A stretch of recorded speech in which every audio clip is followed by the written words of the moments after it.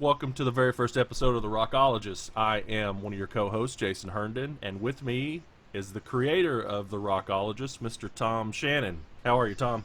Doing well, Jason. How about yourself? I'm good. I'm good. So, um, on our opening episode here, we're gonna go over a lot of things, but we're gonna make sure that you know what the Rockologist is all about, and the things that we bring to the table for the artists and for the fans, and some of our releases and experiences so far.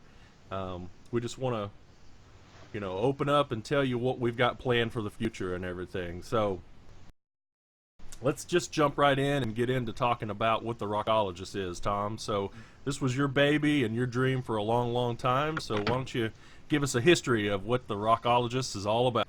All right. Well, in very simple terms, what the Rockologist is a conduit between artists and fans to bring them closer together, to give fans an opportunity to be able to have autographed items from their favorite artists, that they don't have to ever be concerned about them being authentic or not. The stuff we do is guaranteed for life, and unlike an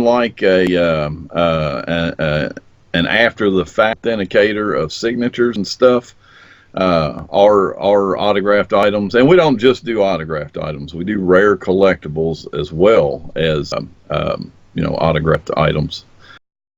But they are authenticated on the spot while they're being signed, while they're being produced.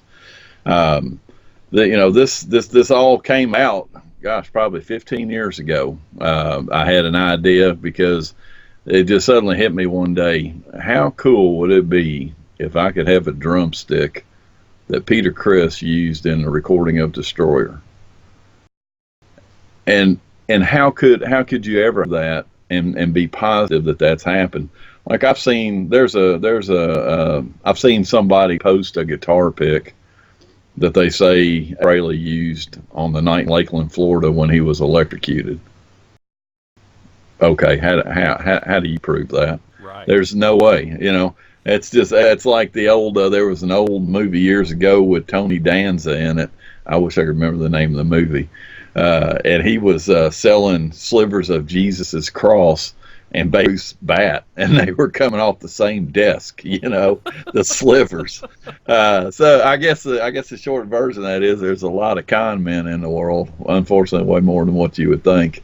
And it's very frustrating. I spent the better part of 15 years trying to get a Kiss record fully autographed. It took me 15 years. And as we talk, on this podcast and some others, it'll become pretty evident that I'm fairly well tied in, and I couldn't get it finished for 15 years. It's very frustrating. I spent my brother and myself several years ago spent, better part of 3 hours outside of a small bar in Columbus, Ohio, with about 5 or 6 other people, waiting to hopefully get Ace Frehley to sign a couple of things for us before or after a show. No luck, and that stuff's just frustrating, because I think everybody wants to have some connection with their favorite artist, and at the same time, you can understand why the artist can't just sit there and sign away. And even if they do, I'll give an example of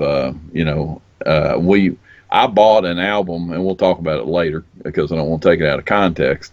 I bought an album from an artist directly that he signed, and I'm positive he signed it, and I have no proof he signed it. Right. If my family wants to sell my stuff one day, there is zero proof that thing was authentically signed by that artist. Unfortunately, eBay in particular, and just the world in general, is full of forgeries. There are bad forgeries. There are master forgers. And those are the ones that are so difficult to be able to ascertain if they're real or not. So what my thought process was if I could develop a system to be able to verify at the time of use that an artist has used this drumstick, guitar pick, sign this sign this album. It would be perfect for me as a collector. It would answer every concern that I had of whether I was spending my hard-earned money on a legitimate collectible or not. And unfortunately, 15 years ago, I had no access to be able to launch this. I had no connection. I knew deep down that kind of like with my career, it took me several years to get an opportunity to step up in my field because somebody was going to have to take a chance on me, and ultimately that ended up happening. Same thing with this. I needed an artist to like the idea of what I was doing for them and for their fans, and to take a chance, and I felt like it would work past that point. So I shelved it because one of the last things I wanted to do was have somebody steal my idea, frankly.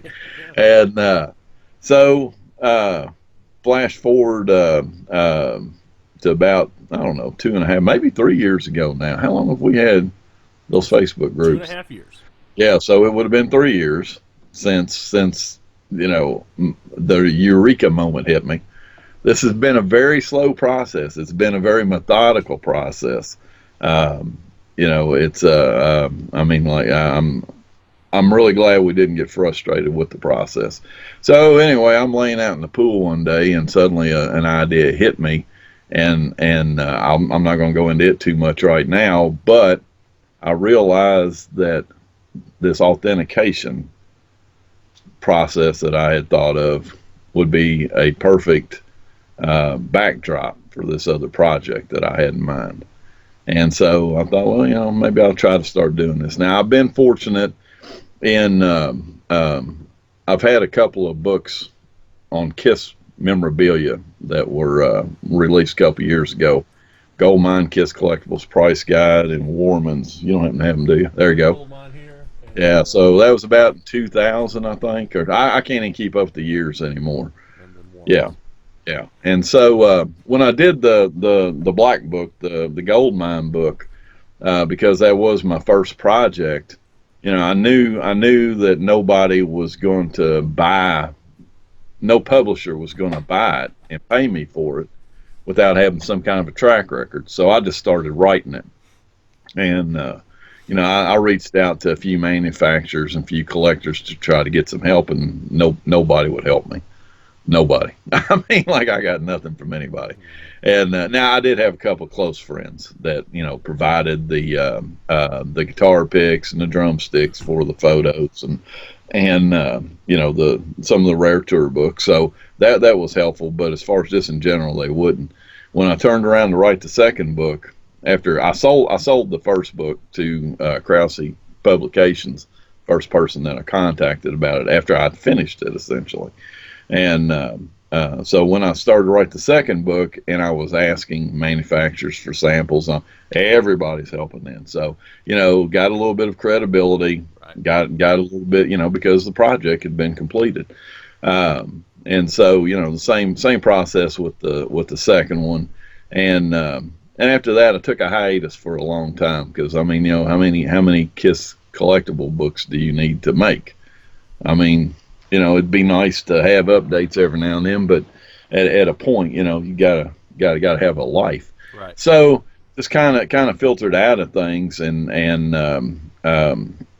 still kind of had my hand in things a bit. And one day I got an invitation, not an invitation. I had a guy tell me that I needed to get over to a Facebook group because somebody was slandering me on there about a single that I've got.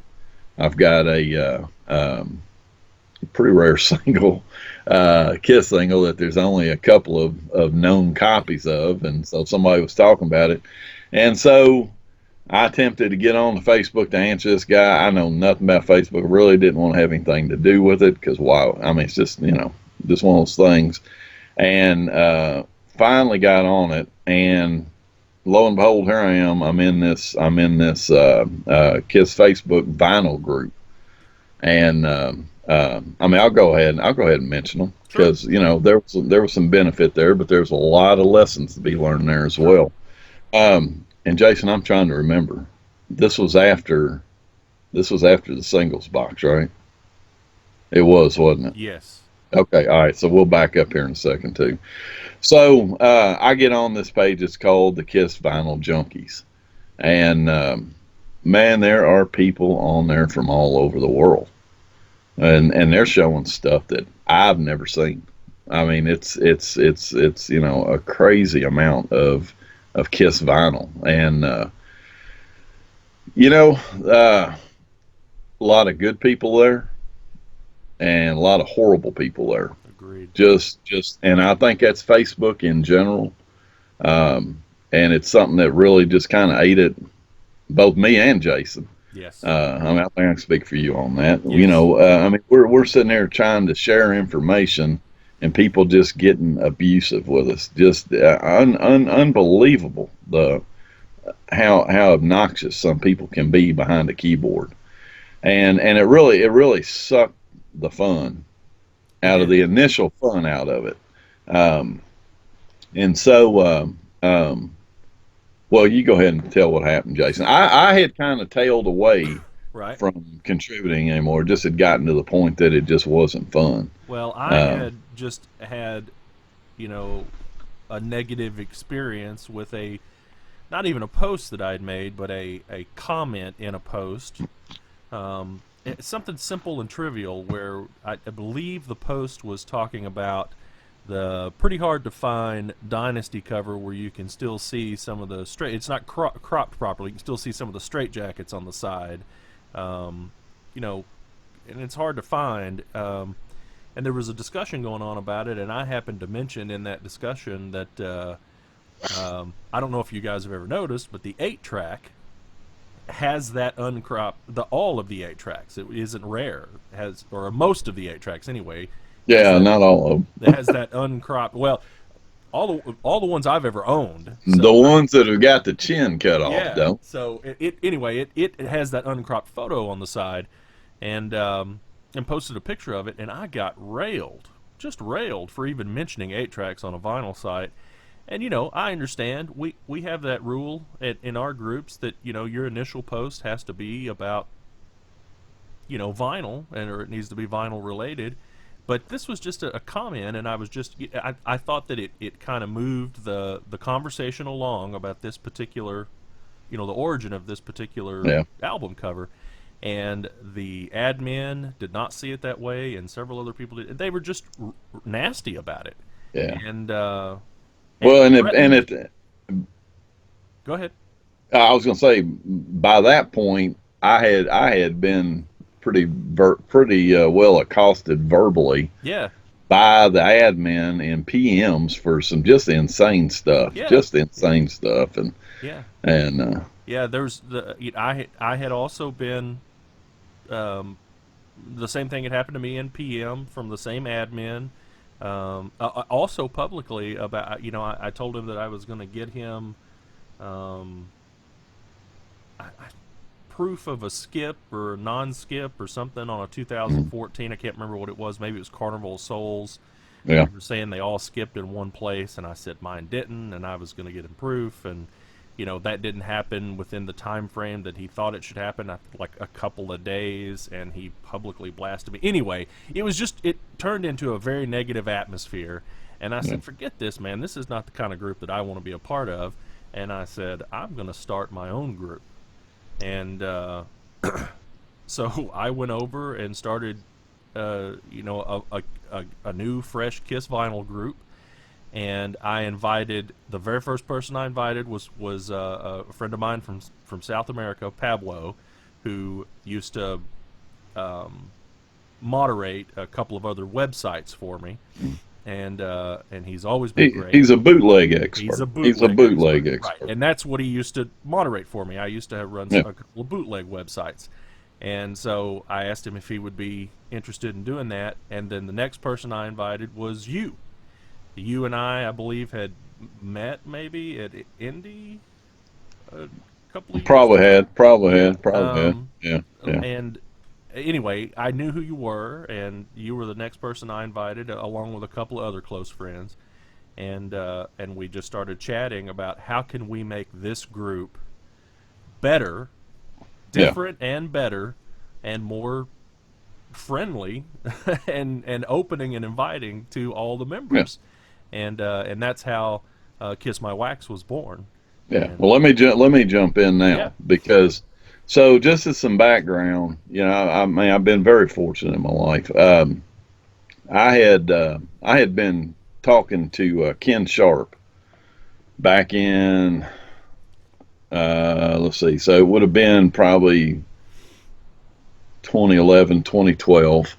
Um, he had a book coming out. I can't remember which one. He does so many books, and so I had. It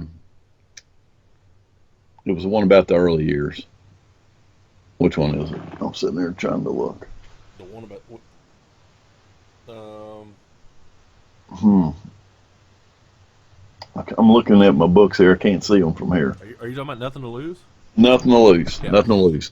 And so he was looking for stuff from that era for photos and stuff. And so I thought, well, maybe he could use some pictures of some, some 45 sleeves, or not sleeves, but labels. So I sent him everything I had, which was the entire collection. I mean, at the time I thought I had everything. I've got certainly have all the rough stuff. I mean, the only stuff I don't have is some kind of an oddball little variant or whatever. But as far as everything major, I had them.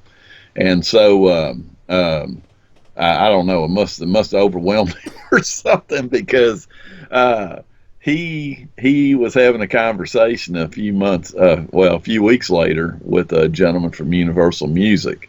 I find out. So I get a call. I get a call from a guy at Universal who's running through an airport in Dallas. I still remember it vividly, and he tells me that they're going to be doing a re-release of the Kiss 45s up through the entire makeup era, and had said that Ken had given him my information. He hoped it was okay. He contacted me and wanted to know if I could help him, with the project. And I Right. said, well, yeah, absolutely, and so we just basically got to touch base for about 10 or 15 minutes there. And man, I don't know how stuff happens sometimes. I really don't. I switched jobs about a week later, unexpectedly, and he had called me on my work cell phone. So you know, I'm in a hotel room in Washington D.C. about I don't know about a month later, and kind of twiddling my thumbs because this new job had me on the road for 3 4 nights a week, and I'm not a social kind of guy, so I mean I'm just watching TV each night, and this guy, lo and behold, he finds me and he calls me, and so he tells me what they're going to do, and so we start. I'm pretty excited about it, and we kind of finally work out that I told him I said what they were looking for at this point was they wanted to re-release all the U.S. singles, but with picture sleeves because the only two that had picture sleeves in the U.S. was um, Flaming Youth. Flaming Youth I and love it loud. Love It Loud. That was it. Man, I'm sitting there brain locking. There's too much going on. Um, so anyway, wanted all these other ones, and they had already picked some that they wanted, and I didn't think they were the best ones from what I'd had experience of seeing and all that. And so, I mentioned that. And so basically, what it ended up being was I agreed, and this was a very part of the arrangement. Like I think Jason, I think I've told you his name, haven't I?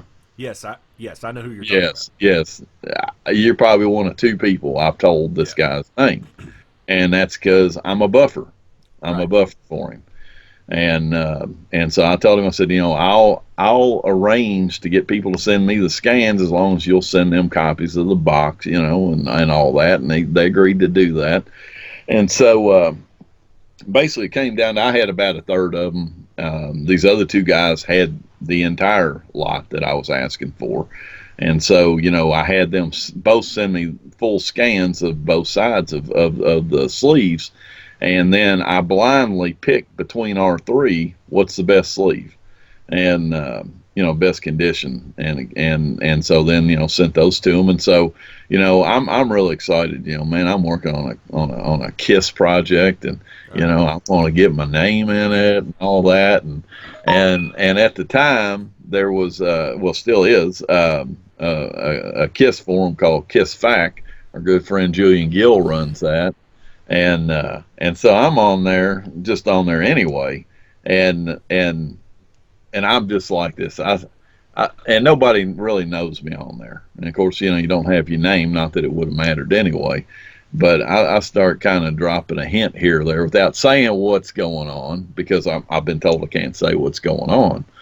And uh, and I'm reading one day, That's a and good story. it's yeah, this, this guy, this member named Down Boys goes, they're releasing the Kiss singles. I heard them at work today, and I'm like, geez, what the hell is going on here? And I'm going, I can't say nothing. This guy's broadcasting it all over the place, and I don't know who it is, but clearly he's in the industry. I mean, he knows what's going on. Yeah. It's Jason. I mean, Yeah. I didn't know it at the time, but anyway, so uh, so uh, so anyway, so we and I'm just telling all this just kind of as my background on Yeah. Our stuff in background. general. Yeah.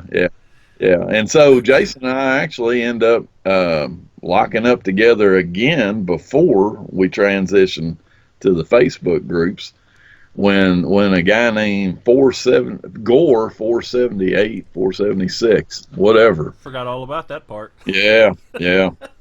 um, this guy single-handedly destroyed the Kiss sealed record market, Yep. single-handedly, by resealing records for a couple of years.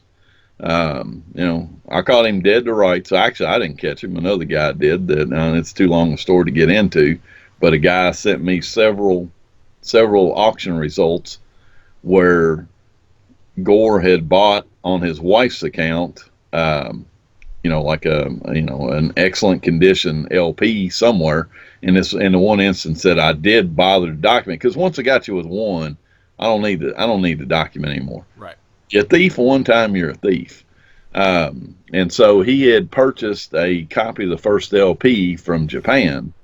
I don't think it was a Japanese copy though, but he bought it from Japan.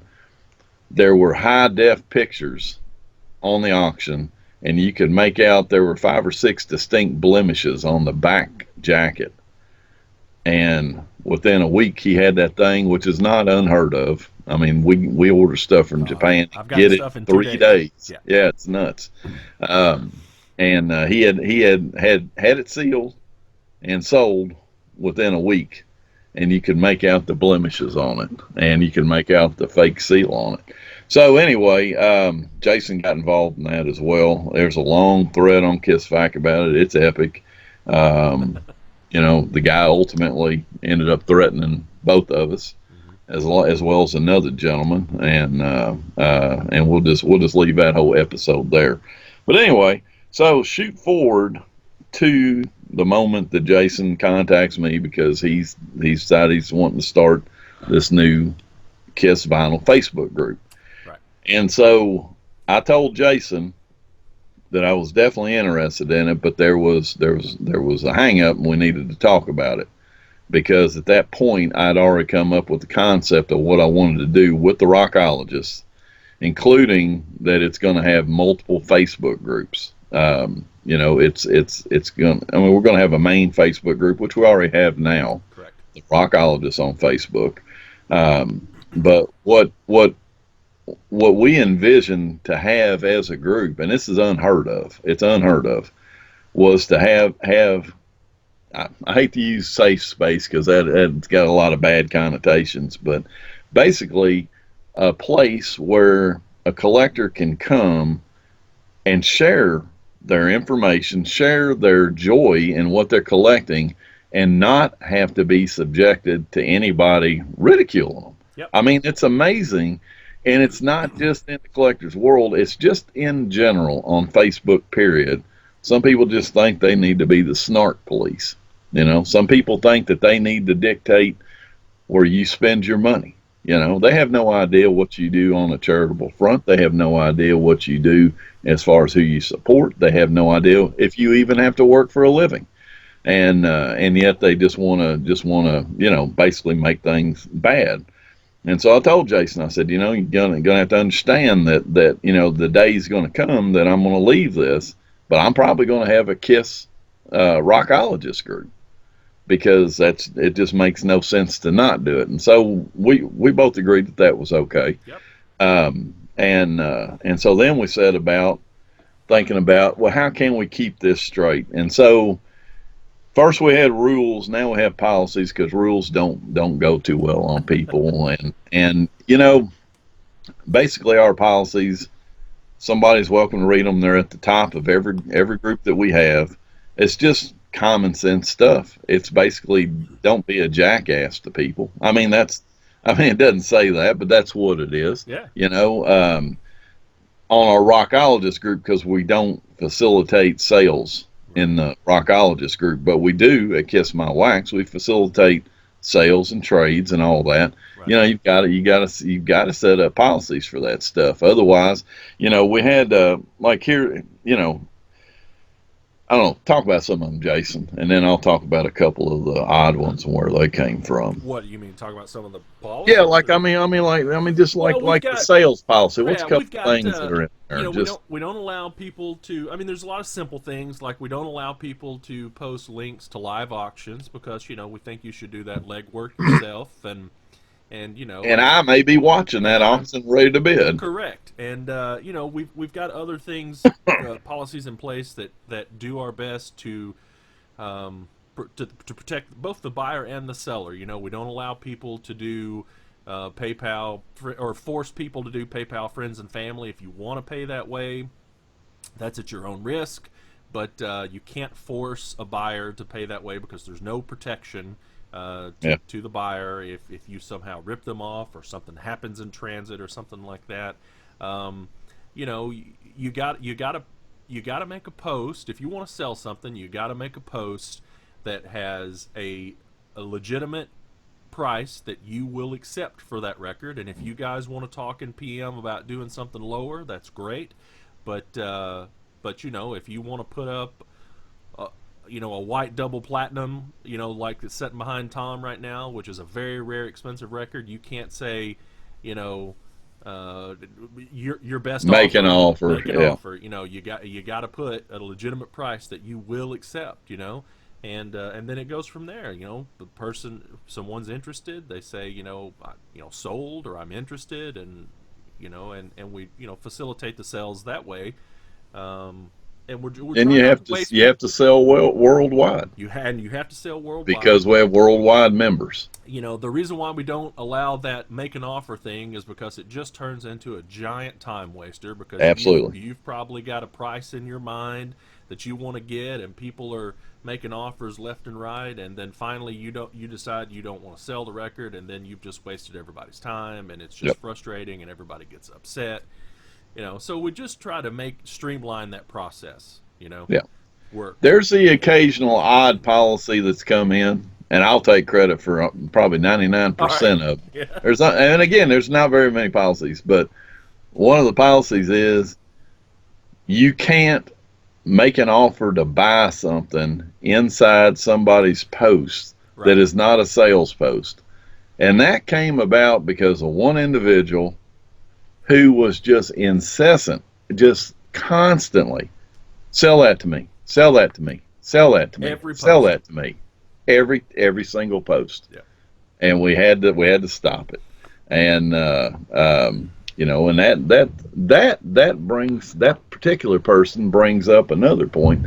We try to give people chances. Now, if somebody comes in and just starts berating somebody for no good reason and cussing them out and all that, we're not tolerating that at all. You're going to be removed from our groups, every group. Um, if it's more along the line, you can't really tell who started what, and we try to get in there and mediate it, and very rarely, but sometimes, we're able to, get everybody calmed down Right. and they continue to be good members in the group. It's very rare.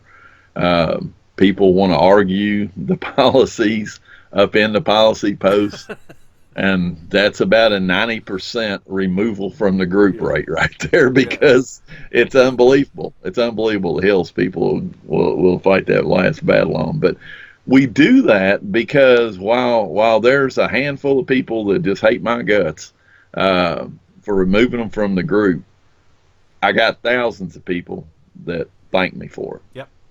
And the bottom line is, we have a place where if you bought the Kiss Monster book, and what was that, $4,000 4 book, grand. Yep. too big for me to even carry, and all that, you can safely share that in our Kiss My Collectibles group. And not be And called an idiot. I'm not going to tell you somebody won't call you an idiot, but if they do, they're not going to be in the group any longer. Correct. Because you know what? My wife doesn't care about any of this stuff. She does not share my joy in this stuff. Nor does I mine. don't, exactly. And it's nice to find people that go, "Oh man, that's awesome that you got I that," agree. or "Oh my gosh, I've never seen that." So that was our principle of how we wanted to set our groups up. I know we went off down a rabbit hole there, Sure but did, didn't we? for people that are gonna want to come and join our Rockologists groups, that's what you're gonna come into. Right. So we want to make sure that we're sharing. So like in our Rockologist group, let's talk about that for just a minute. Our Rockologist Facebook group. Let's show some different stuff that you would see there. Now, so it's not all Kiss. We do have a lot of Kiss, friends that are in there, and they'll show some real rare Kiss stuff. But then we try to get into real super rare, just rock stuff. So here's a nice excursion LP, and for those who aren't familiar with that, there's Mr. Mark Slaughter, pre-Slaughter and pre-Vinnie Vincent days. And then you get really rare, and our buddy Pat Lucera gave Jason and I each, that's the very first excursion business card there in silver, and a couple of tickets to a show. Yeah. And then you can get even more rare, because this one's sealed. I don't know which color vinyl it is, but Yeah. So I have, I'm a huge Slaughter fan, and so I have there's 3 versions, I believe 3 versions of the excursion record, and this one that I have, which I just recently had signed by Mark, is the red vinyl version, which is pretty. nice. Yeah. And these also came with an insert. Yeah, it's got the lyrics on the other side. Pretty cool. And then I've also got the white version here somewhere, but I was trying to dig it out and couldn't find it. But I also have the black version, which I also had signed by Mark many years ago. Well, not many years ago, but back in 2007. So I guess that's 11 years ago now. And this is a lot thicker vinyl, but it's on black vinyl.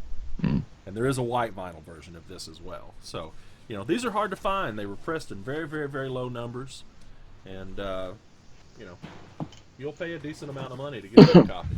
So. And that's the kind of stuff that you'll find in our Rockologist Facebook groups. That's the kind of stuff that you'll find as we do these Rockologist shows.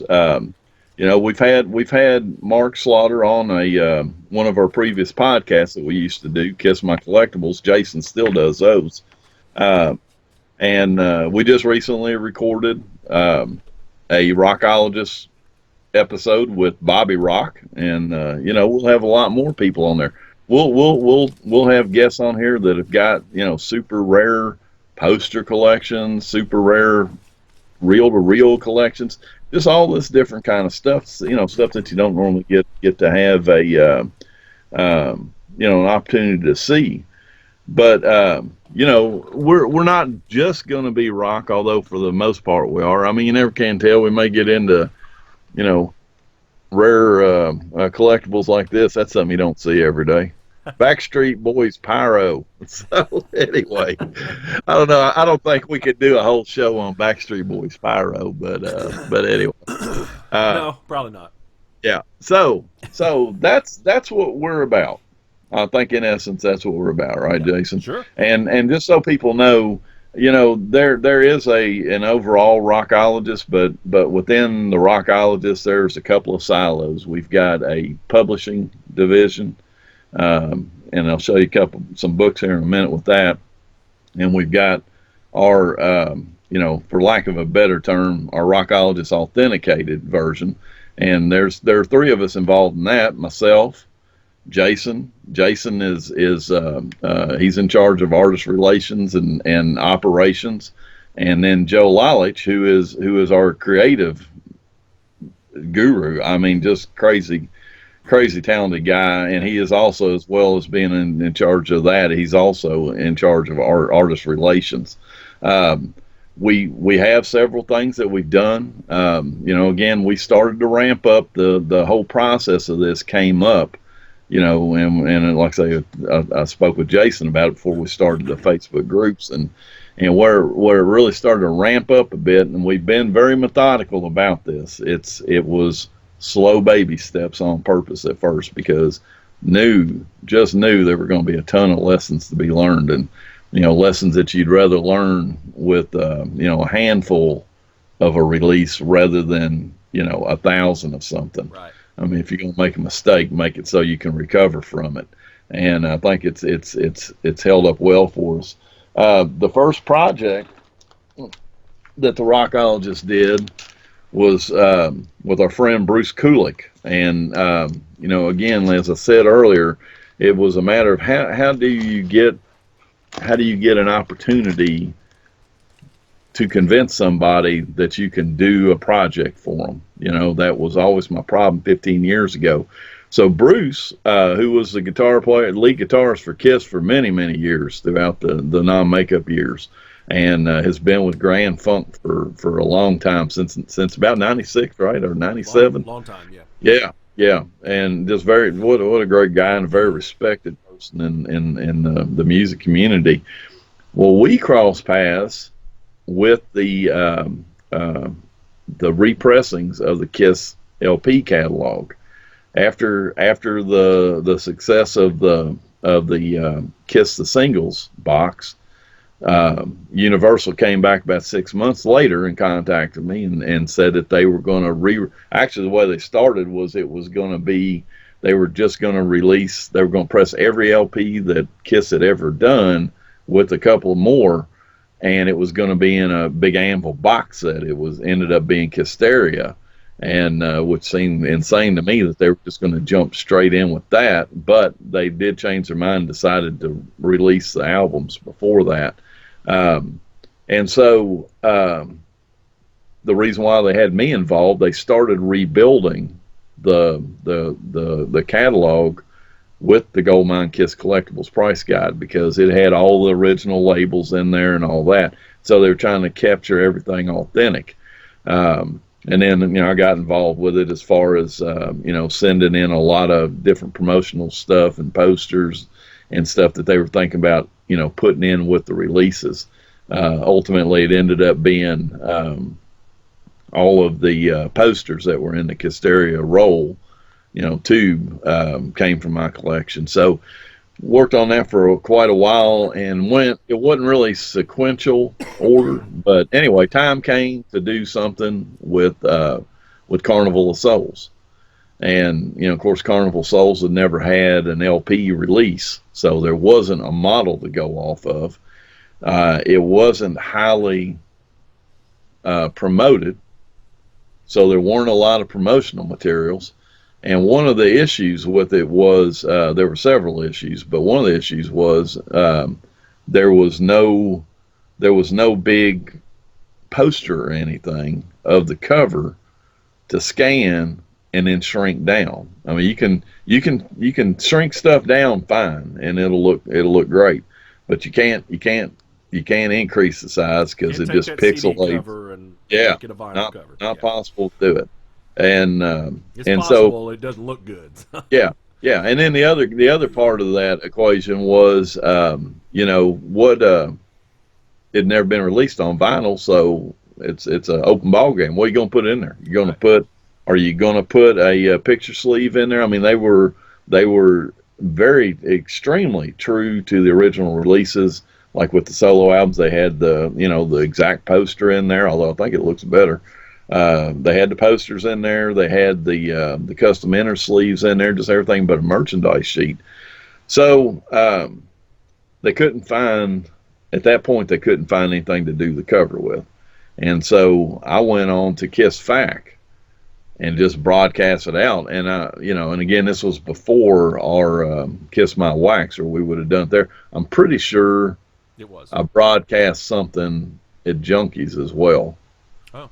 I'm pretty sure I did. But anyway, I had a guy contact me through Kiss Fac, and he knows Bruce, and he got me in touch with him, and so Bruce was going through his stuff to see what he had that might be appropriate for doing the custom inners and all that. He didn't have anything as far as the artwork.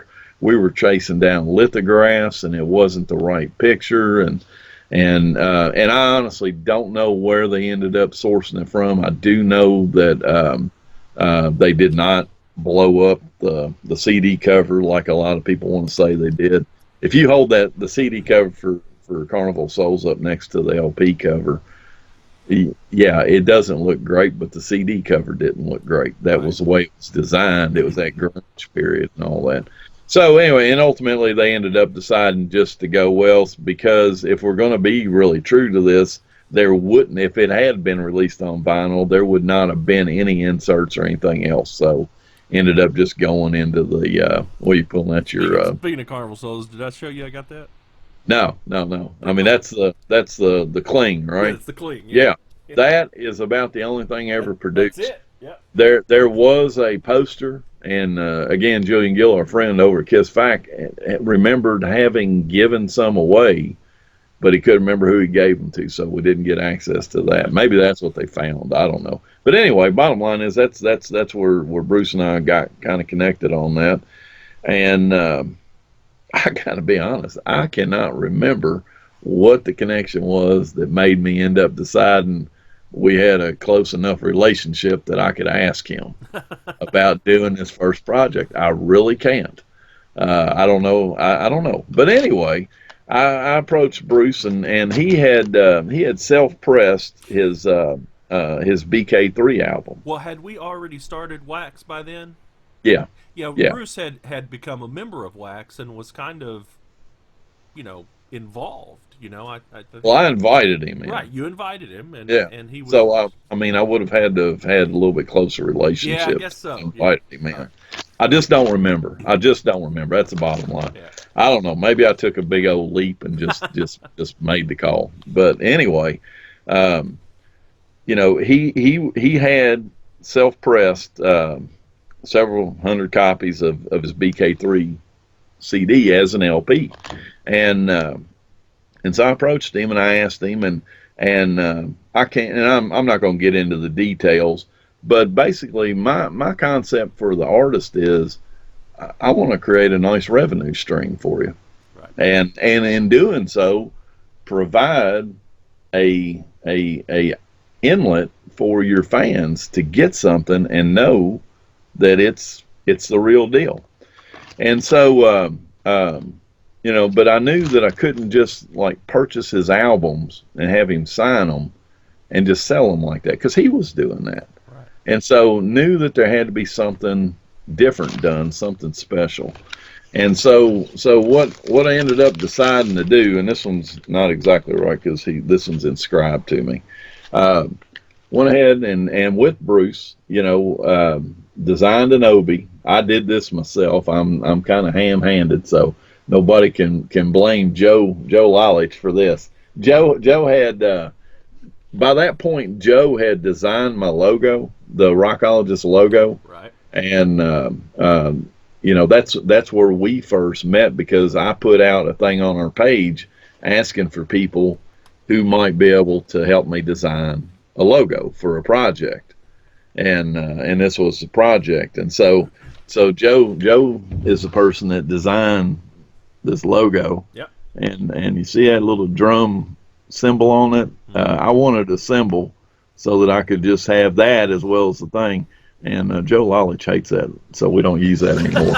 But anyway, he designed it. So anyway, wanted to do an Obi. I love Obies, and if you're much of a Kiss fan, you'll get this reference right away. This is based on the design for the Japanese solo LPs. And then Bruce wanted to add on the back the American flag and the guitar. That's his guitar. So, I worked with him on that, back and forth shooting that stuff. And, we came to an agreement on that. And then I wanted to add a poster as well. And so Bruce provided the image for this 11 by 22 folded poster. And what I told Bruce we were going to do, and we did it, was that I always want to have, and we need to find another term for this because everybody uses this term now, a golden ticket. Basically, Bruce was signing all these LPs, and to verify that, they come with a hologram, a numbered hologram, and then matching the numbered hologram in this little envelope is a certificate with a matching hologram. And Bruce signed all these. So it was basically the artist certifying that he signed the album. Now, I don't do this to him anymore because the more I got to thinking about it, when we start moving up to bigger pressings, that's too much to ask somebody to double sign those. So I signed the certificates going forward. And then this was key, I think. I'll never have to do this again either. There's a money back guarantee. And basically it states that if in, months, between the 36th and the 40th month after you purchase this, if you're dissatisfied with it, you can return it to me sealed like you got it, and I will give you back the $65 you paid for this record. Yep. I will give that back to you, and I will guarantee you nobody is ever going to take me up on that, because these albums came out in, I think, March of last year. There were only 93 of them, and we finally have had a couple make it out onto the market. There was one that was done in a raffle one time, which was, I don't know why they did that. It didn't help them, didn't help us figure the market value of it. The very first one that sold sealed about, when was Atlanta? About 3 months ago? Yeah. No, Yeah. no, Well, whatever. It's about 3 months ago. Okay. Whenever it was. It sold for $220 on eBay, signed. This was a $65 record, so $220. And I know for a fact one changed hands in a private transaction about a month ago, open for $250. Oh, I didn't know that. Yeah. So I didn't want to say anything right around the time in case anybody realized when somebody had dropped. There is a Facebook group for these that some fans started. And you can go on there and post which number you've got. So I didn't want to say anything then because I didn't want him. It just felt awkward. So anyway, so that was our first project. Tons and tons of lessons learned. I had a few people, because at the time we were going to sell them. At first, we only were going to get 60, and so a couple of people, literally just a couple, said, well, that's not going to be fair if you don't find some way to limit the sales, because I was just going to start a simple website, let it take the orders, And so I said, fine, we'll do this by email. And so I set up an email account for this, and the way I put the directions when it went on sale was, I'm going to take these in order of the emails arriving in the box, and the first 60 will be able to get the record. And so I put it out, and it was black in 5 minutes and sold out in 15 minutes. I ultimately, when I finally told everybody that's it, can't take any more, I could have sold 300 copies. Didn't have 300, Right. But when I talked to Bruce, we did a lot of digging. We went and we purchased some of these back from some dealers who were very, very nice about it, very cooperative about it. And we found another 33 that we could add to it, and so that ended up being the ultimate lot. And so, what lesson did I learn on that? Yeah, I'm not ever doing that again, because the two people, what a pain in the butt that was for me to sort through that and deal with all that. And the two people that were crying about it, neither one purchased a copy. So there we go. There was that. I learned how to do the processing of labels and stuff. My gosh, what Jason's had this fun It's because fun. Yeah. yeah, because we worked on our latest project here lately. You know, it was very nerve wracking for me because we had no replacement copies. For Jason, his two copies got chewed up by the machine down in It wasn't that New bad. Johnsonville, Tennessee. Uh, and but you know, I think in general everything made it. Everything made Yeah. it. Yeah. People are very happy with it, and so you know, I felt like okay, well that's good. That's settled down. And in the meantime, I had been working on a set of Kiss LP books for about 3 years, just gathering information. And so, you know, by this point, I knew it was going to be uh, a big set of books. And so I started working on that and concentrating on that.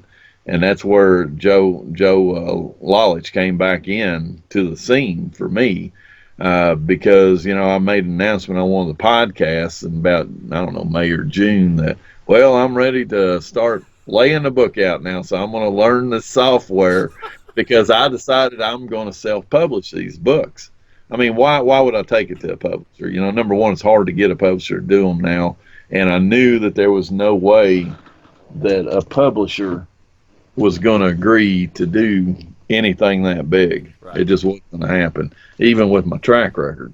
Um, and so Joe Joe says that he was watching that and said, "Oh my God!" and said he felt like he needed to get in there and help me out. So Joe got a hold of me, and we started going over the process. And another guy also who's in the industry who actually designed Paul Stanley's autobiography, his cover on that, Charles Brock, he got involved as well at that point. And you know they both you know they pointed me towards some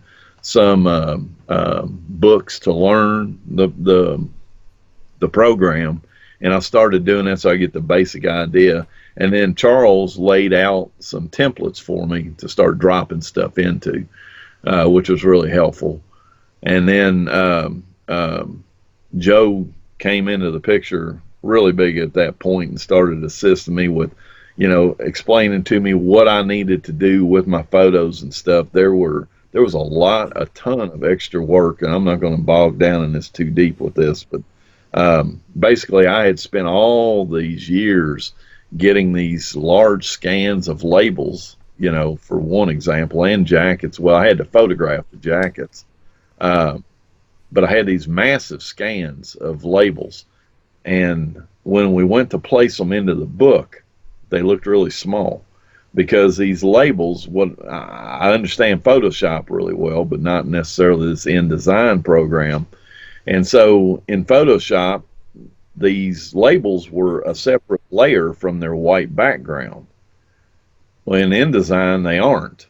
And so where I had left, you know, I had this huge label. Well, now it was on this white background and it constrained it down. I had to redo every single photo, every single scan of every label, over 1,800 of these things, or over 1,300. Yeah. Spent 2 weeks doing that, started laying the book out. I'm to the point, and about this point, Axel, Axel Reuter from Germany, one of our page members, real good dealer in Germany of Kiss LPs. He volunteered to help as well, and so that was really helping things out. And then Charles had a bit of a medical scare. He's fine now, and had to drop out the project. And so you know I had to learn a few more steps. But the bottom line is, ended up getting these. You know, I ended up like 2 weeks behind on my deadline, which is good. You know, these books are beautiful. That's thanks to Joe. Yep. Uh, there's tons of information. I'll take a little bit of credit for that. And these things are just, I mean, they it just turned out incredible. And I'm saying that because I think it actually led to our next project beyond that. Yeah. So this is what the Rockologists publication arm has done. We're talking with another gentleman who's got an awesome KISS book that's going to be coming out. We hope that we're going to be able to help him along with that process. I think Yes. we will. Um, Man, I can't you know, wait for that. yeah, it's going to be a great book.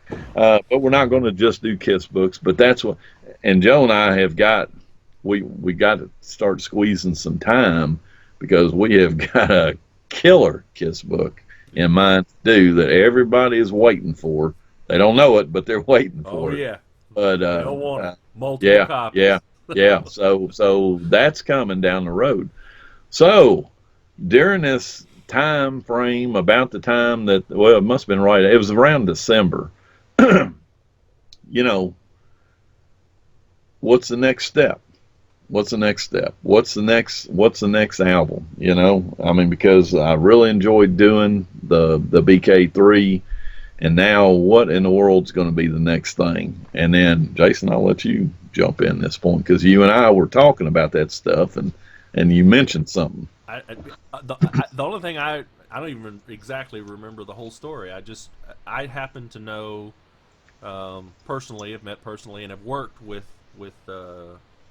Ken Gulick over at E1 Entertainment for many years now. I've worked in the music business since I was 19 years old, and I've had the privilege of working alongside a lot of people at every major record label and tons of indie record labels, and I just have through my job and what I do, especially through distribution now. I know a lot of people at labels, and I happen to say, hey Tom, I know Ken Gulick. Maybe he's got Ace. Maybe we Yeah, can reach out to him and do something. So yeah, that's yeah. And I'm thinking, wow, that'd be pretty damn yeah, cool, wouldn't it? yeah. What's the odds of that? Okay, and so I think I told you. I mean, go ahead and say something to Go him. And say so something to him. Yeah, so Jason sent Ken an email and had me attached on it, yeah, and I can't remember the verbiage, but it's talking about it a little bit. Mentioned the BK3. yeah, And so I knew he was sending it, so I had some photos ready, yeah. and I jumped in. I said, "Hey guys, hope you don't mind me jumping in. Ken, here's what we did with the BK3 LP for Bruce Kulick." That's I right. didn't know at the time Ken's name's on that thing, isn't it? I'm It pretty. I, it I may think be. it is. I think it is. Ken has a long history with Kiss and with Bruce. Yeah, They've been friends for years, sure and is. Executive A&R director Ken Gillick. yeah, yeah. Had no clue. I had no clue. And so, we sent him that and told him the basics. Here's what our concept is with the Rockologist releases. And uh, said, boy, sure would like to do something with Bruce. And so mentioned also about, I can't remember if the books were out then or they were coming out. They may have been out. They were out. And so, I told him, I said, and by this point, after the books, I was basically begging Joe to start working with me. Yeah, I told him because we went through a lot of not battles with each other, but we went through a lot of adversity putting these books together. There was a lot of stuff I'm not going to bore people with that was going on at the time that this thing was having to crank down for me and oh for yeah, Joe on a personal level, because when it really got sticky, Joe was already scheduled to start drawing a Superman comic, and so he was sequestered doing that.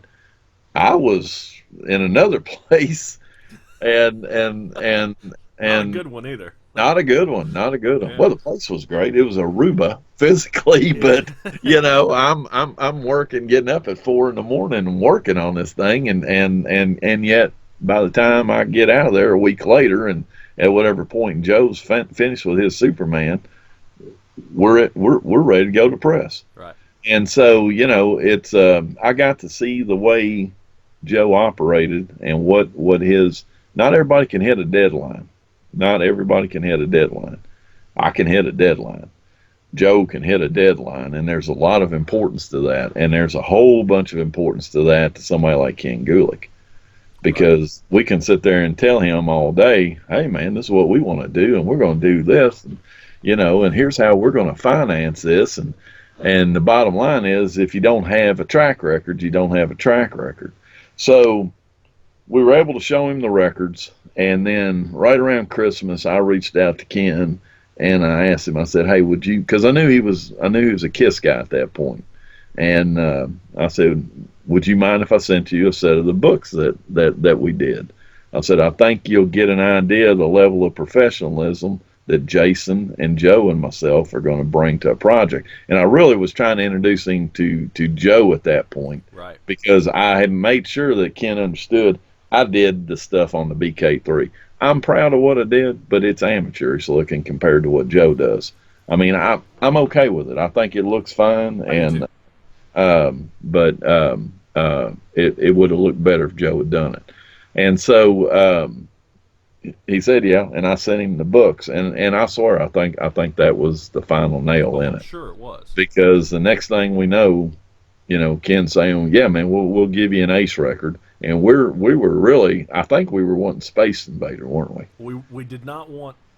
I don't think we wanted Origins because it wasn't original material. I think we I wanted did. I Space didn't Invader. even think about. I didn't even think Yeah, about it, to be yeah. honest with you. Space I Invader really did. is what we were thinking Yeah, that it was and going to I'm be. I'm thinking Yeah. packaging. That's Right. that's my thing. What kind of package can we provide? Number one, we really would like to get them signed, Right. and but of course, Ken can't guarantee anything like that. Right. And we realize that. We realize that, but we did mention it, and so the idea then at that point, what I wanted to do was a clear splatter with with orange and black and blue in it to go with the theme for Space Invaders, because Right. we're figuring for sure that's what we're going to do.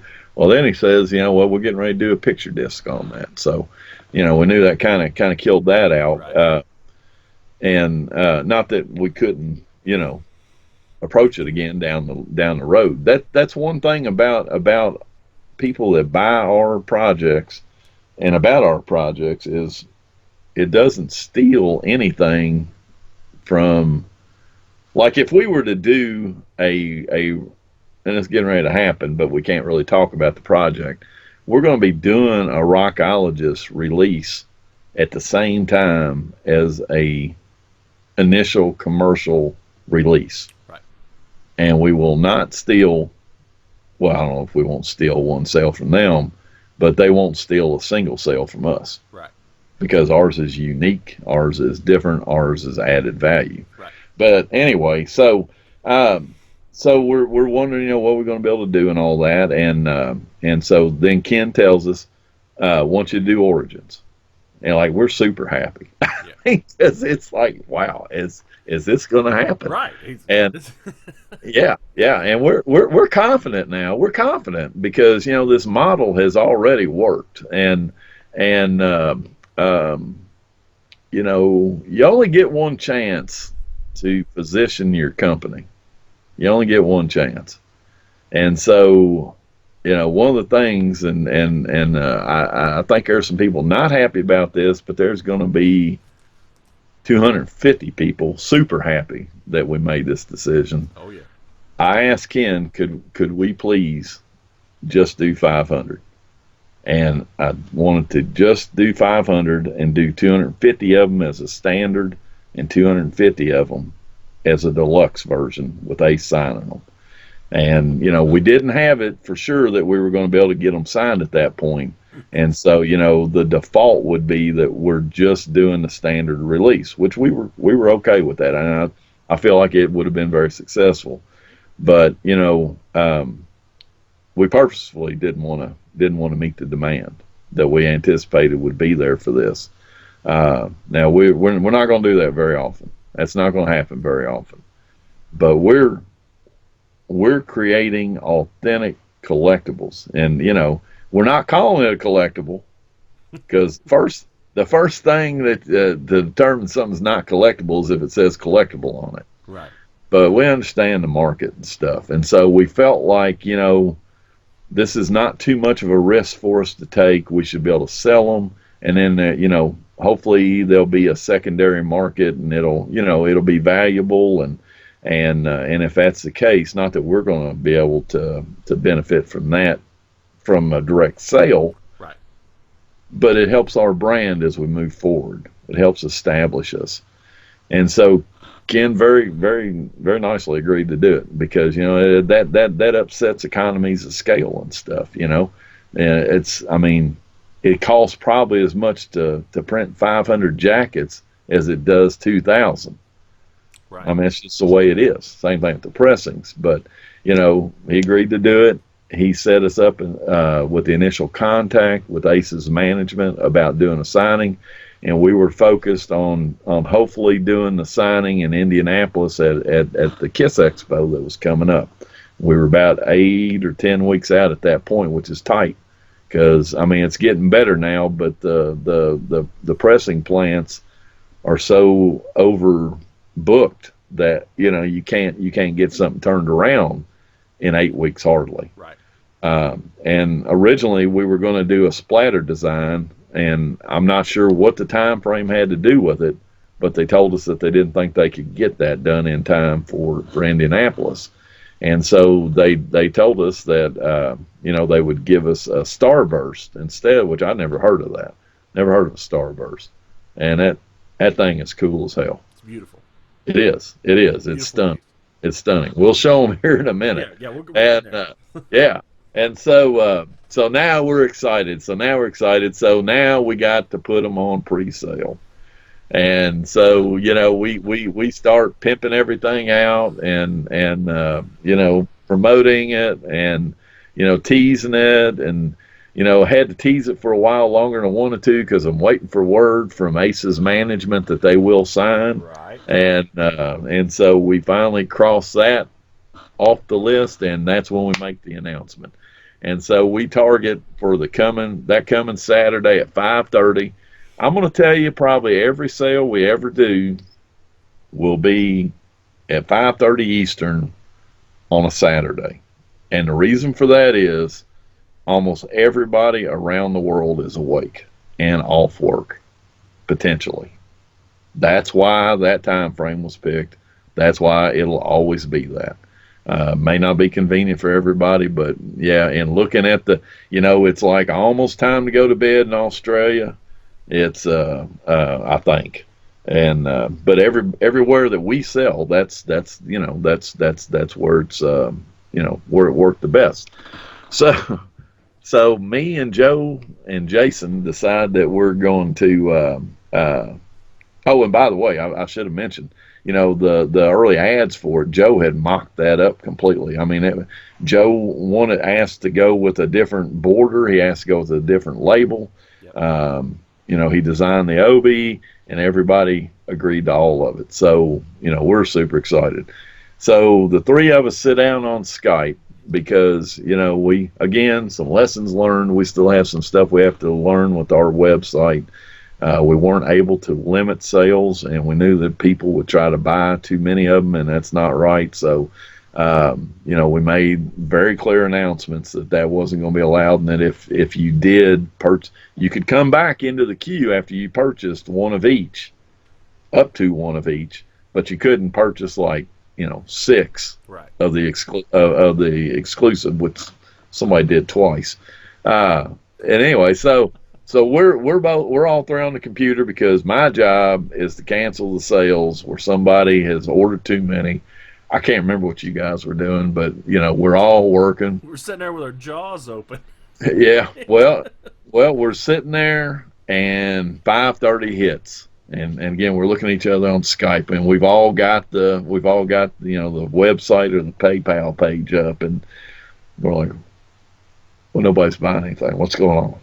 And is the website working? And it took about 30 seconds. Yep. I don't know why we didn't record it, Jason. I don't know why I we didn't. can't believe we didn't record it. Yeah.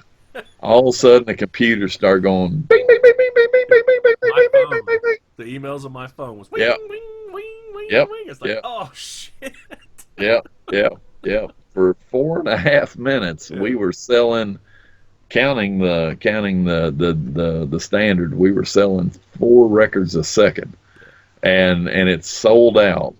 I guess officially in 5 minutes, but it really was 4.5 minutes. I mean, because it took half a minute for people to get to the end of Right. The the cart. process. Yeah. Yeah, and then of course it's unfortunate, and there's no controlling it. There were people that had copies in their cart, but by the time they got it in their cart, the stock was all gone, Right. and it looked like they had one in there, but it wasn't. And so that's unfortunate. The what I found interesting from a collector's standpoint, and I made a couple of real quick announcements, because I think people, when we announced that the deluxe is sold out, the sales just kind of stopped, and Yeah. we still had some of the standard. We did. There's only 250 of this record in existence, Yeah. Yeah. and I'm like, guys, we're selling you this for $42. I'm gonna go ahead and pull it up here. So here's the standard edition, and I told everybody, I said, there's only 42 of these things, or I'm sorry, only 250 of these things in existence. I think I'd be buying these, Yeah. and all of a sudden it started picking back up, Right. because I'm gonna tell you now. I normally don't do this, but I'm gonna tell you what I think is gonna happen with these records. This $42 record, it's 250 copies in the world. I'll bet you that's a $150 record within 2 months. Oh, I guarantee it. And so let's show what we got. So of course, Joe designed the hype sticker for it. Right. Great hype sticker. So I don't know if it. I'm gonna show what here's what the standard edition looks like from E1. So here's our differences. No, now hold on. Is that ours, or is that's the first pressing? This is the first pressing. So this Okay, that's not a standard edition. That's the first pressing. the first pressing. Yeah. Yeah. Okay, so, and everybody can kind of see this stuff. So, number one, if you'll notice the placement on that hype sticker, you notice it's over that one guitar. Yeah. And the reason for that is there's an FYE edition that came out back when it was originally released with that white border one. It's got a different guitar up there. Slide it over to the go. There you go. Yeah. Okay. All right. So it's a different guitar Yeah. from that white border one. That's different than this one. Yeah. And honestly, I can't tell you I can't remember what's behind this thing, which of those two guitars is. I But don't remember yet. the bottom line, the hype sticker's on there, and part of the reason why the whole reason why the hype sticker's on the jacket is so that if once you take the shrink off, there wouldn't be any Rockologist mention on it. Right. If it wasn't there. So there it is. Ours have a totally new. All three of these versions have different code numbers. Right. The white border, the black border are two different code numbers, and our silver one is a different code number. Right. All right, and so let's show a piece of vinyl here. Now all these look different, so they won't all look just exactly like this. So there's the Starburst. Right. With the silver label. And this thing, when you see it in person, that gray really looks metallic.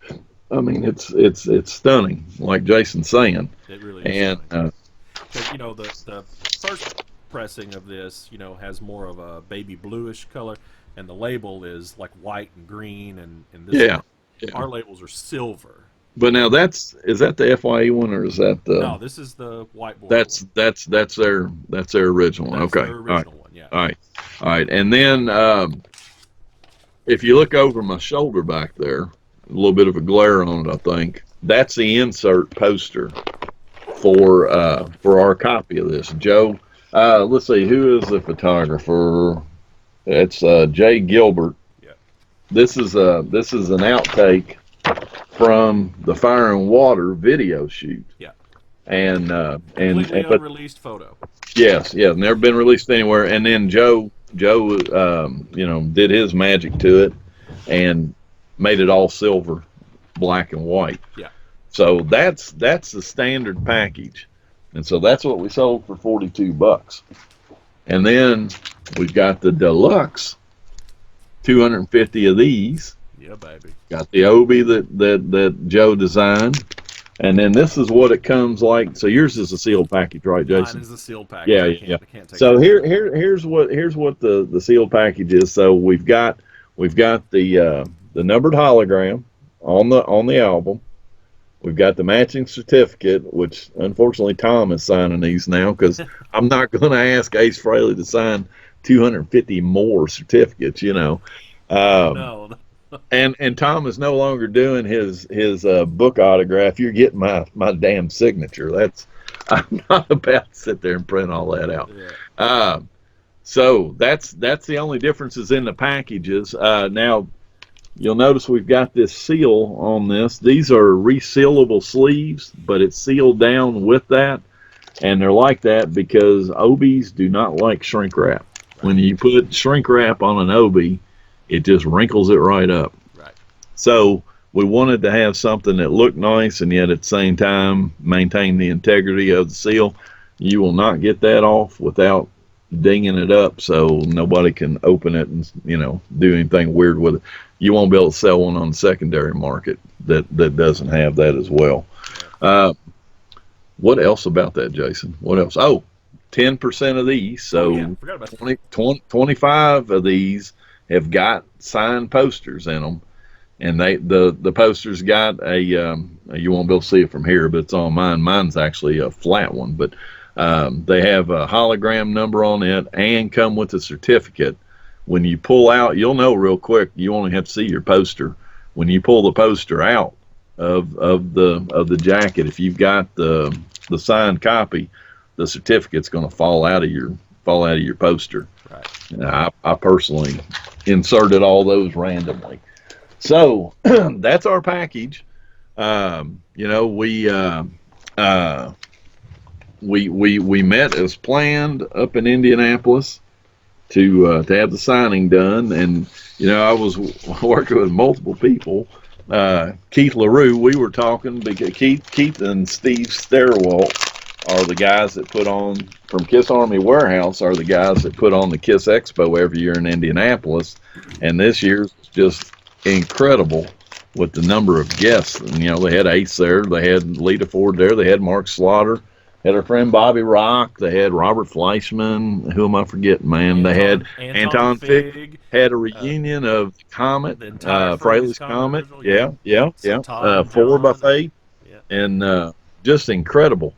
And Keith took the time out beforehand to talk to me about trying to get everything lined up for a signing because he was going to do a signing with Ace as well. He said, "Well, we'll just share the room," and I'm not sure he ended up getting his signing done. But anyway, Yeah. I don't know. so Keith's a good friend of ours, and so we go up and set up on Friday night. Jason comes up. What time did you leave Friday? Man, 5 o'clock in the morning or something like that to get up there. Yeah. Yeah. 6 o'clock in the Yeah, morning, something like yeah, and that. To make sure that I was there, but by between 3 and 4. But yeah, yeah. and I had driven from Akron to Lexington the night before, and then from Lexington to Indianapolis, and Joe drove in from Detroit, and we had a couple people with us to help with this, and so we're all excited. Told Ace's manager we'll be in town by 3 o'clock. Ended up being 4, and we're all sitting there just twiddling our thumbs about 8 or 9 o'clock Friday night, going, "Oh, geez, what's going on? What's going on?" Because now we're going to be running out of time, Right. because Ace is going to be signing all day, He was jam Saturday and packed Sunday. all Yes, day Saturday and Sunday. yes, and so we're just like, okay, let's just remain calm. It'll happen. And I'm expecting a call like 1 o'clock in the morning or something. And I get up the next morning, 7 o'clock in the morning, because I got to set up the tables. No call. I'm like, oh my gosh. So we finally get a call about 3 o'clock Saturday afternoon from Ace's manager. Super nice guy. Super nice guy. And he goes, yeah, let's. We get a plan together, and so we've got a cart full of records. 250 records weighs a ton, and we've got them. They're still sealed for the most part. Yeah. There's a few that aren't because when I got the shipment, They didn't all look so great, and so we had replacements sent to us, and I said to myself, I'm not going to put the records in here yet. I'm going to wait. Why do I want to lug this extra weight? And there's probably 70 of them that don't have out of the 250 Right. that don't have records. That ends up, yeah, I'll say it. We can talk about that because it's okay to talk about it. That ends up being a deal later on. And so we got everything together and we go in and I try not to be too ideological about stuff. I'm I have no expectations going into this other than we're going to get the signatures on Hmm. there. I'm not going to become Ace's best friend, you Right. know. I mean, I admire the hell out of Ace Frehley. He's always been my favorite member of the group, and I mean, I flew down to Florida one time just maybe get a couple things signed. I'm pretty excited, because Yeah. I feel like we've got an opportunity to get a nice business relationship going here where we can do some stuff for a long time, and but we're there to do a job. Right. And so we go in, and my job, frankly, because I just didn't trust anybody else with the knife on the records because these things are still sealed Right. because we were not 100% sure this was going to happen and we didn't want to have to reseal them. Right. So I'm sitting there, I'm the one opening up the records. And so Yeah. I'm opening up the boxes. I mean, I've already been through these things a dozen times at this point. Me and my wife have already prepared all the standards. They're in the mailboxes, or the mailers upstairs, and so I've got it down, man. You slit that thing, You're pop it slicing up, through. Yeah. yeah, I'm cutting. Uh, Jason's buddy Danny Dabbs is next to me, and he's doing a great job opening these, taking the shrink Yeah. off, You're right. You're and slitting the shrink and yeah, putting it in a pile, and we're yeah, taking it and taking the yeah, shrink off and yeah. making piles to Jason take to Ace. Yeah. Jason's carrying them over there, and Joe's standing to my right, and Joe is getting the record. And we're just doing the first box here. There's only 15 in the box, Yeah. and Joe is over there getting the records and putting them down beside us. And then in between opening these things up, of course it's not too carried away just yet. Right. I'm carrying the other one, the signed ones down to the other end, and I don't really know what I'm going to do with them yet. And I'm noticing that Danny is putting, as anybody would, the rip shrink into the box that these records just came out of. And see, the thing was, okay, guys, you guys open these up, and we'll see how it goes on this first box, and we'll see how far we can get with this because it was six. Was it 6 o'clock. six? 6 o'clock. Yeah, Yes. yeah, yeah, yeah. And he had a And Q and A at yeah, coming up, like whatever seven time. thirty or 8 o'clock, Yeah, something like and that. Yeah. I'm in my mind, I'm going, oh man, we're not gonna get all these done. You know, we're gonna be doing this all weekend. Yeah. And so after I opened the first one and everybody's just kind of over there, I said, hey man, I grab another box, I slice it up and start doing it, and now I'm picking up speed. And because I'm thinking, well, let's just try to get some more in there, Right. Right. and I go to get the third box and set it down, and Ace's manager comes over and he goes, well, let's see how this is going to go first, okay? And I said, oh yeah, yeah, yeah, for sure, And I'm thinking, well, at least we got two of them, Yeah. and I can't remember who said it, but somebody said, okay, he wants to just do them all. Yeah.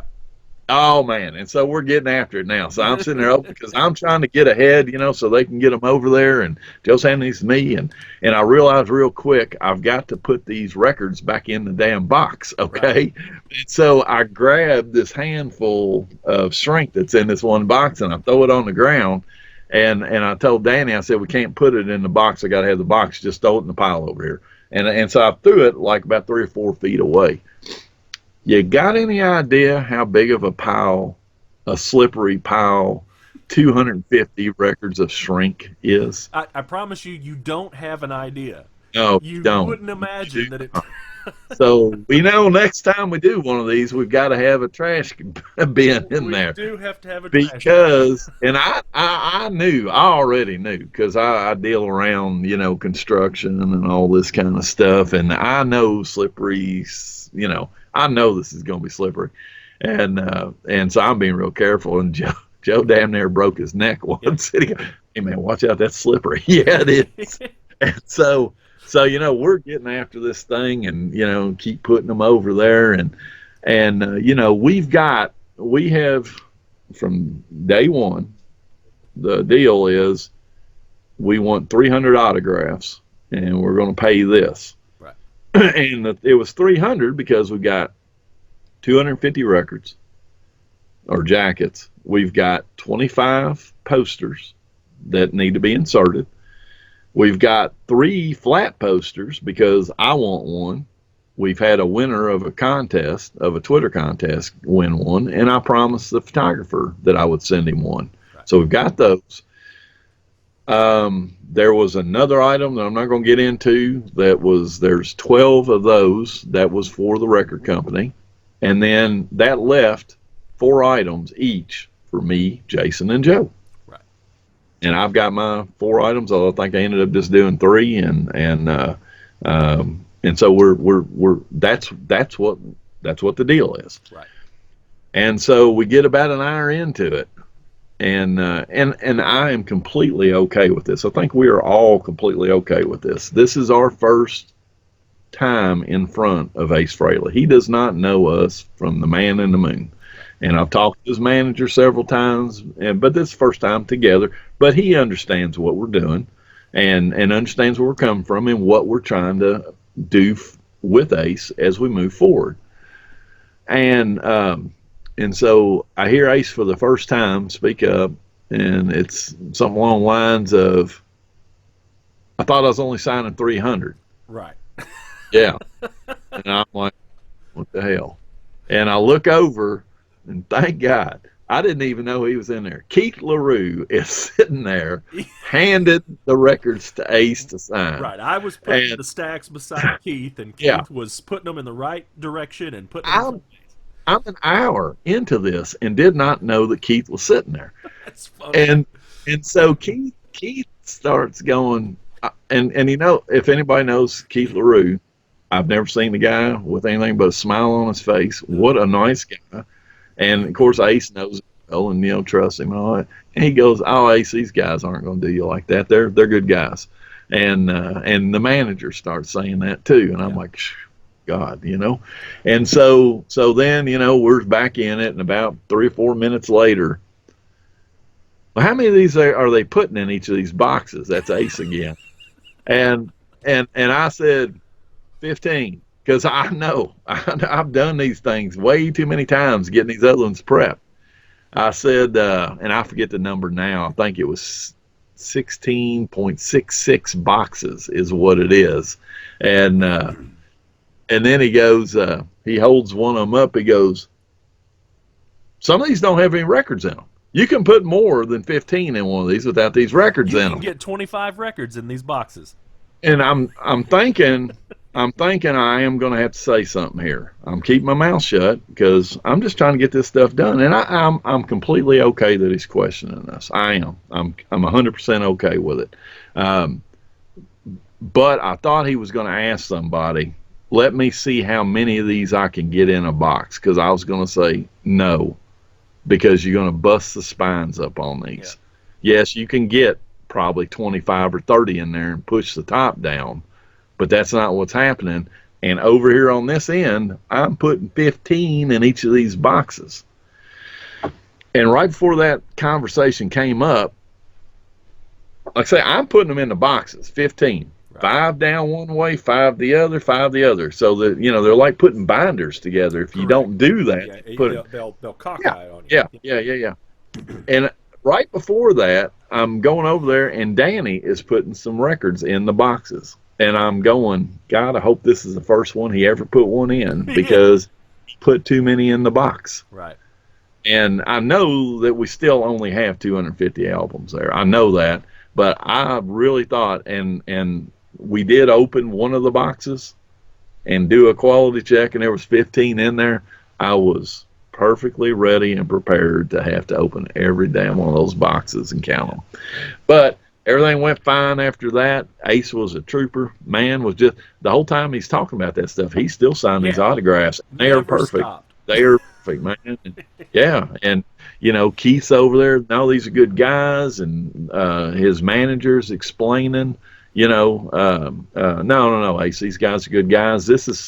Let me tell you what they did for us, and he Right. mentioned something, and everybody's taking up for it, and we get to the end of it, about an hour and 45 minutes. I'm freaking exhausted. I was dripping sweat. It was. Yeah, yeah, and no picture with Ace, and I don't want to even push it at that point. And I could tell Ace was, he just was done with it, and because like he stood up.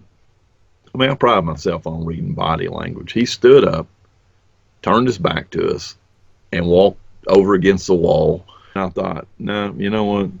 And so I walked over within about 15 feet of him because I'm not gonna get into his personal space. Mhm. And I said, Ace, I just wanted to thank you for letting us do this project with you. And he turned around and he said, okay, and that was it. So I felt like he was in okay with us, even though he was very questioning about were we trying to pull something over on. And I get that. I get that. Um, it must happen a bit, Yeah. you know. And um, but I think everything is cool at this point. Of course, obviously we were going to get one for Ace and for his manager and for Pat, his assistant. And I had gone ahead and brought enough stuff to put them together up in the hotel room, and so I had put ours together, and then we wanted to sell a couple at the show, so we had those as well. And Pat came up and was saying Ace wanted to know if he could have one. Well, yeah.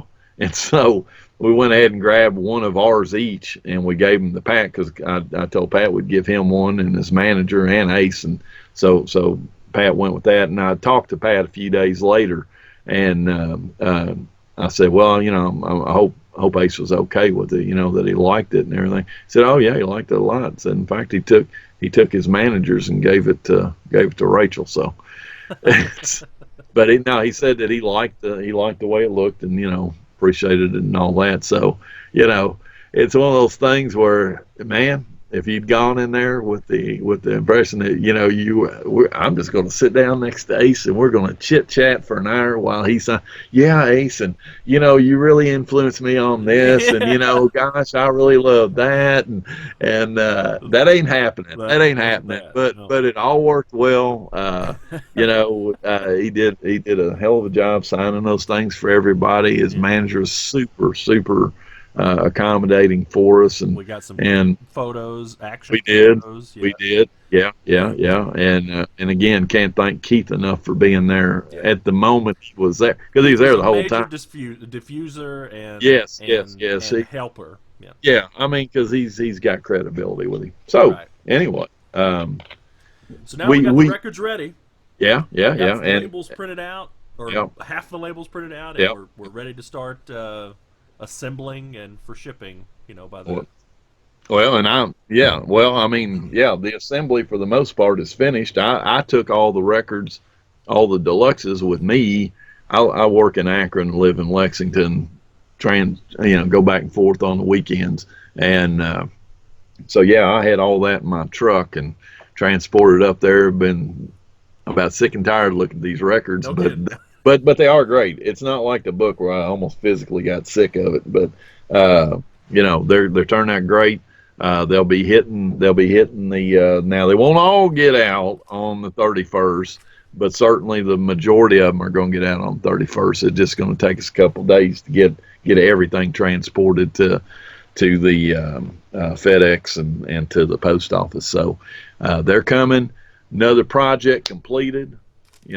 We we have got some stuff that's percolating underneath, We and sure do. really wish we could talk about it because we got one that we found out the other day we're going to get to do, and we were going to get to announce it a couple of days ago, but we have to hold off because um, there are some other people that are going to be distributing. Well, by the time this Sim- airs, it may already be announced. it will be. It Yeah. will be. It So. will be. And then we're actually virgin or diverging out into other artists as well, which has Right. been planned the whole time. This is not a Kiss thing. It's a this is a fan, a collector's thing. But we're always gonna be trying to do stuff related to Kiss as well. But Sure. hopefully we're talking to people this time next year, and we've got projects coming out every week, some artist or the other, and I truly think it's going to happen because, I mean, I can tell you that I don't think Ken would mind us sharing. E1 is very pleased with what we're doing. They still talk about how shocked they are at the number of LPs that we sold in such a short time. I'll tell you this: I saw a sell sheet. Jason saw it a day or two ago. Had we been selling our version of this Origins when the first ones went on sale, they listed the top 20 highest selling cities for Origins based on the number of copies sold in that town. I don't remember what was number one, but we would have New York. been New York number was number yeah one. yeah we would have been like number 15, Yeah. 15 or 14, Yeah. just based on what we sold there in 4.5 minutes. Yeah. So it's clear that this is a concept that works. It's clear that the relationship with E1 is a great one. They've got a ton of artists, and like I say, I mean, I will brag on us. We hit our deadlines, and it put out a quality product, and people appreciate it. So yeah, I would look for a lot more stuff I from can't us. wait till people start receiving them and start posting about them in the Yeah, groups, man. yeah. I'm excited too. Yeah, I'm it's gonna be excited fun. too. I have to be honest with you. I'm really excited. I'll be really excited when a couple of these hit secondary market. Yeah. 'Cause, again, I won't normally get into stuff, but I am on this. I think that signed when we sold those for $99. Correct. I think in 3 or 4 months that's a $400 $500 LP easy, because there's most people are not going to sell them. Very few people were able to get back in the queue and buy a second one, Right. but they were able to do it.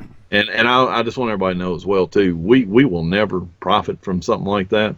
We're not ever going to be holding back inventory to sell, on secondary market like that. I want to make sure that we explain to you. Said that we've told the story about how they sold out in 4.5 5 minutes, Yeah, and then we also said that we wanted to sell a couple at the yeah, yeah, expo. yeah. We want to explain why that happened. Oh yeah, yeah, yeah, Yeah, yeah. yeah, yeah. Well, I mean, we never were going to put them all out initially, because we held back. I think we were going to hold back about five of each version at first, because when we send out the shipments, something's going to get damaged, and we need Damages. to be able to handle that.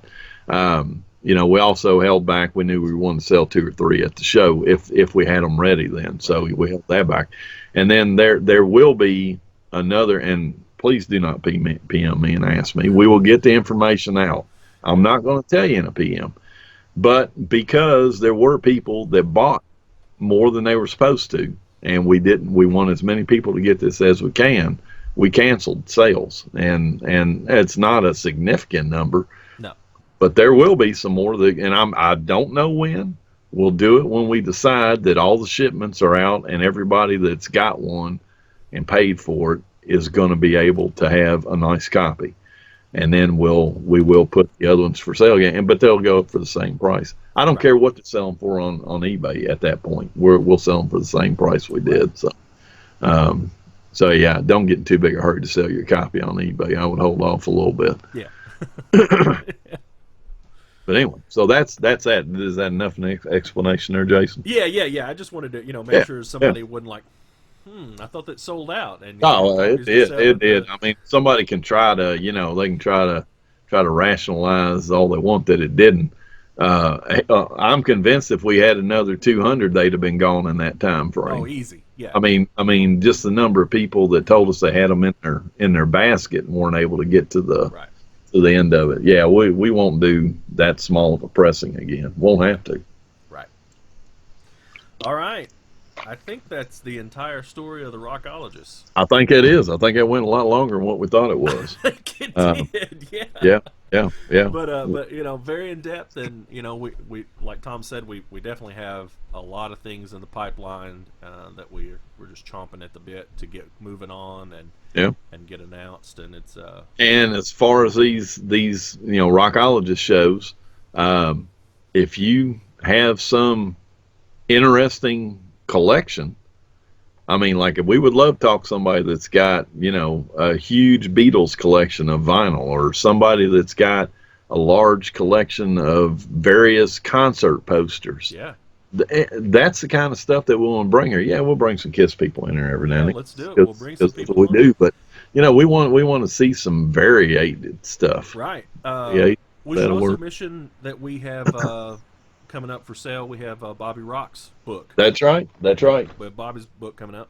The boys gonna rock. We'll have that on the website very soon.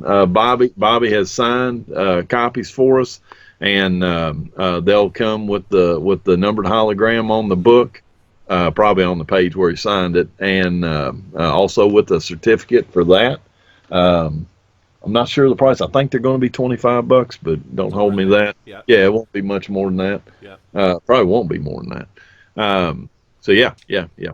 Yeah, Bobby's book, and and then just keep checking. Get on Facebook, facebook.com/group/the Rockologists plural. But I'll have some links up here. Get join the group and share your collectibles. You can also find us at Kiss My Wax and Kiss My Collectibles. We Yep. still do those. We've got Rockologist Instagram, Rockologist Twitter. We'll have the Rockologist YouTube page where these broadcasts are going to go, and lots of exciting things Yeah. coming up.